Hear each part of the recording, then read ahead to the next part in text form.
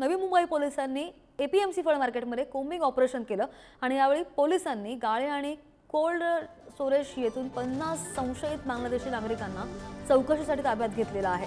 शिवाय झोपडपट्टीमधून 4 किलो गांजा हस्तगत केलेला आहे। ही कारवाई पोलीस आयुक्त मिलिंद भारंबे, पोलीस उपायुक्त पंकज डहाणे यांच्या आदेशानुसार एपीएमसी पोलीस ठाण्याचे पीआय अजय शिंदे यांच्या पथकाने केली आहे।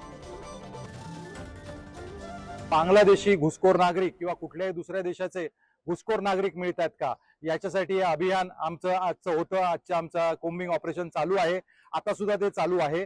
त्याचा भाग म्हणून आम्ही एक साधारणपणे या मार्केटमध्ये आता एपीएमसीच्या फ्रूट मार्केटमध्ये 150 लोकांना जवळपास ताब्यात घेतलेला आहे।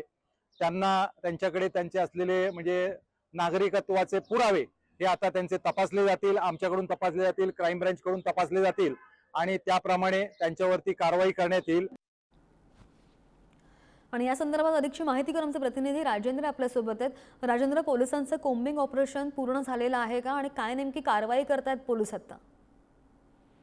श्रद्धा, नवी मुंबई पोलीस आयुक्त मिलिंद भारंबे यांनी गेल्या 6 महिन्यापासून बांगलादेशी घुसखोरी विरोधामध्ये मोठी मोहीम हाती घेतली आहे आणि ही मोहीम जी होती आजची, हे कोम्बिंग ऑपरेशन हे कोणालाही माहिती नव्हतं आणि त्यांचे आदेश सकाळी प्राप्त झाले आणि डीसीपी पंकज डहाणे यांच्या आदेशानंतर एपीएमसी पोलीस आणि झोन मधले सगळे अधिकारी यांनी एपीएमसी मार्केटमधले 15 कोल्ड स्टोरेज आणि फळ मार्केटमधले सगळे गाळे ज्या ज्या ठिकाणी बांगलादेशी आहेत त्यांना जी माहिती त्यांच्याकडे उपलब्ध होती त्यानुसार त्यांनी ती मोहीम राबवली आणि त्या ठिकाणून जे संशयित बांगलादेशी होते त्यांना ताब्यात घेतलेलं आहे।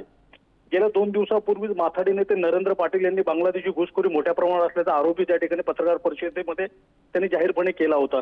त्याची दखल पोलीस आयुक्तांनी घेतल्याचे आपल्याला या कारवाईनंतर जाणवते आणि ही जी कारवाई आहे, पंकज डहाणे जे डीसीपी आहेत जो परिमंडळ 1 चे, त्यांच्या मार्फत ही कंटिन्यू म्हणजे नियमित ही कारवाई यानंतर पुढे चालू ठेवली जाणार आहे।